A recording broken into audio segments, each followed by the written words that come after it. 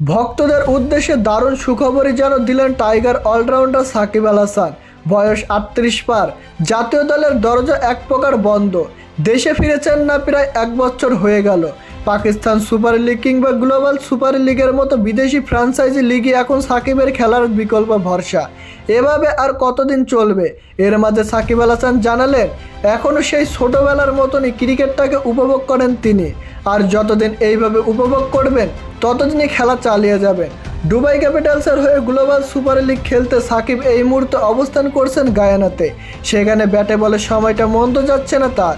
বিশেষ করে টুর্নামেন্টের প্রথম ম্যাচেই 50 আর 4 উইকেট নিয়ে যখন ম্যাচ সেরা বনে যান, তখন টাইগার ভক্তদের আক্ষেপ শুরু হয়, এই সাকিবকে যদি আবারও পাওয়া যেত বাংলাদেশ জাতীয় দলে।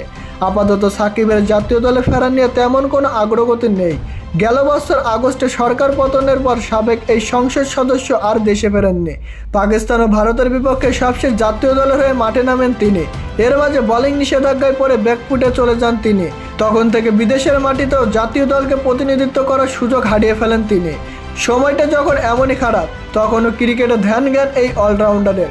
সোমবার দুবাই ক্যাপিটালসের হয়ে জিপিএসএলে খেলতে নামার আগে নিজের ক্রিকেট ক্যারিয়ারের ভবিষ্যৎ নিয়ে কথা বলেন তিনি।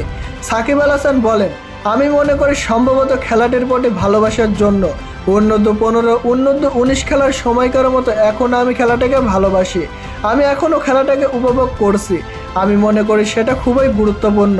যতদিন পর্যন্ত উপভোগ করব ততদিন খেলা চালিয়ে যাব। জাতীয় দলের বাইরে থাকলেও দেশের ক্রিকেটে সাকিবকে নিয়ে আলোচনা চলে প্রতিনিয়ত।